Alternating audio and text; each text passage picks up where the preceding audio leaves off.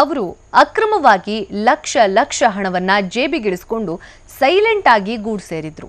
ನಾವು ಮಾಡಿರೋ ಅನಾಚಾರಗಳನ್ನ ಕೆದಕೋ ಅಧಿಕಾರಿಗಳೇ ಇಲ್ಲ ಅಂತ ಖುಲ್ಲಂಖುಲ್ಲಾ ಓಡಾಡ್ಕೊಂಡಿದ್ರು.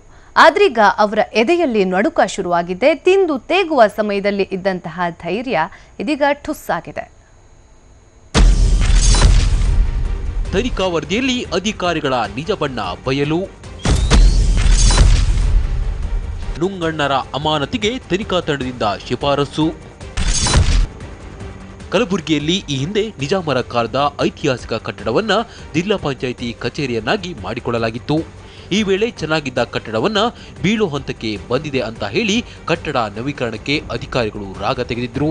ಹೀಗಾಗಿ ಜಿಲ್ಲಾ ಪಂಚಾಯತ್ ಸಭೆಯಲ್ಲಿ ಇದಕ್ಕೆ ಓಕೆ ಅಂದಿದ್ರು. ಅಂತೆಯೇ ಕರ್ನಾಟಕ ಗ್ರಾಮೀಣ ಮೂಲಭೂತ ಸೌಲಭ್ಯ ಅಭಿವೃದ್ಧಿ ನಿಗಮಕ್ಕೆ ನವೀಕರಣ ಕಾರ್ಯದ ಕೆಲಸವನ್ನ ವಹಿಸಲಾಗಿತ್ತು. ಅದರಂತೆ ಕಟ್ಟಡ ನವೀಕರಣಕ್ಕೆ 98 ಲಕ್ಷ ರೂಪಾಯಿ ಹಣವನ್ನ ನಿಗದಿ ಮಾಡಲಾಗಿತ್ತು. ಆದರೆ ಬಿಲ್ ಆಗಿದ್ದು ಮಾತ್ರ 2,35,00,000.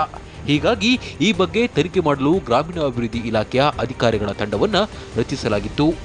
ಇದೀಗ ತಂಡ ಕಟ್ಟಡದ ನವೀಕರಣದಲ್ಲಿ ಆಗಿರೋ ಗೋಲ್ಮಾಲನ್ನ ಬಯಲಿಗೆಳೆದಿದೆ. ಅಲ್ಲದೆ ತಪ್ಪಿತಸ್ಥರನ್ನ ಅಮಾನತು ಮಾಡುವಂತೆ ಶಿಫಾರಸು ಮಾಡಿದೆ.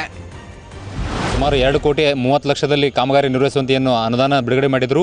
ಆ ಕಟ್ಟಡ ಕಾಮಗಾರಿ ನಿರ್ವಹಿಸಿದ ಲ್ಯಾಂಡ್ ಆರ್ಮಿಯವರು ಕಳಪೆ ಕಾಮಗಾರಿ ಮಾಡಿದ್ದಾರೆ. ಅಲ್ಲಿ ಅಂದಾಜು ಪತ್ರಿಕೆಯಲ್ಲಿ ಇರತಕ್ಕಂಥ ಸಾಮಗ್ರಿಗಳು ಉಪಯೋಗಿಸಿಲ್ಲ ಅಂತ ನಾವು ಹಿಂದೆ ದೂರನ್ನು ಕೊಟ್ಟಿದ್ದೆವು. ಅದಕ್ಕೆ KRIDಲಿನ 3 ಇಂಜಿನಿಯರ್, ಎಕ್ಸಿಕ್ಯೂಟಿವ್ ಇಂಜಿನಿಯರ್ ಮತ್ತು AW ಅನ್ನು ಸಸ್ಪೆಂಡ್ ಮಾಡಿದೆ ಸರ್ಕಾರ. ಮತ್ತು ಏನು ಗುಣನಿಯಂತ್ರಣ ಮಾನಿಟರ್ ಬೆಂಗಳೂರವರು ಬಂದಿದ್ದರು, ಅವರು ಕೂಡ ತಪ್ಪು ವರದಿ ಕೊಟ್ಟಿದ್ದಾರೆ ಅಂತ ಅವ್ರ ಮೇಲೂ ಅವರಿಗೂ ಅವರ ಹೆಸರನ್ನು ಬ್ಲ್ಯಾಕ್ ಲಿಸ್ಟಿಗೆ ಸೇರಿಸಿ ಅವರೇನು ಖರ್ಚು ಮಾಡಿದ್ದು ಮತ್ತು ಅವರಿಗೆ ನೀಡಿದ ಸಂಭಾವನೆಯನ್ನು ಕೂಡ ಸಂಭಾವನೆ ವಿತ್ ಇಂಟ್ರೆಸ್ಟ್ ರಿಕವರಿ ಮಾಡಬೇಕಂತ ಸರ್ಕಾರ ಆದೇಶ ಮಾಡಿದೆ. ಇನ್ನು ಅಂದಾಜು ಪ್ರತಿಯಲ್ಲಿ ನಮೂದಿಸಿರುವ ಅಳತೆ ಮತ್ತು ಮಾಡಿರೋ ಕಾಮಗಾರಿ ಸಾಕಷ್ಟು ವ್ಯತ್ಯಾಸವಾಗಿರುವುದು ತನಿಖಾ ವರದಿಯಲ್ಲಿ ತಿಳಿದು ಬಂದಿದೆ. ಅಲ್ಲದೆ ಕಟ್ಟಡದ ಹಳೆಯ ವಸ್ತುಗಳನ್ನೇ ನವೀಕರಣಕ್ಕೆ ಬಳಸಿಕೊಳ್ಳಲಾಗಿದೆ. ಇದಕ್ಕೂ ಕೂಡ ಬಿಲ್ ಮಾಡಿಸಿಕೊಂಡಿದ್ದಾರೆ.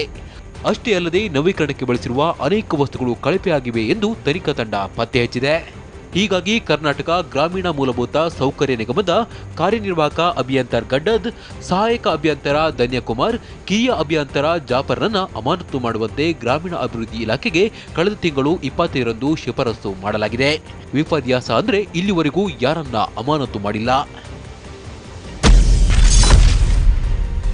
ಕಟ್ಟಡ ನವೀಕರಣದಲ್ಲಿ ಹಲವು ಲೋಪಗಳು ಆಗಿರುವುದು ಮತ್ತು ಸುಳ್ಳು ಮಾಹಿತಿ ನೀಡಲಾಗಿದೆ ಅಂತ ಗ್ರಾಮೀಣಾಭಿವೃದ್ಧಿ ಇಲಾಖೆಯ ಉನ್ನತ ಅಧಿಕಾರಿಗಳ ತಂಡ ವರದಿ ನೀಡಿದೆ. ಇದೀಗ ವರದಿಯಲ್ಲಿ 3 ಅಧಿಕಾರಿಗಳ ಅಮಾನತಿಗೆ ಕೂಡ ಶಿಫಾರಸು ಮಾಡಲಾಗಿದೆ.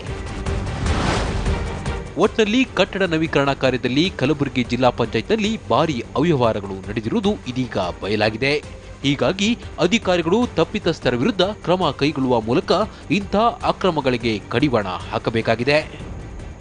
ಸಂಜಯ್, TV9, ಕಲಬುರಗಿ.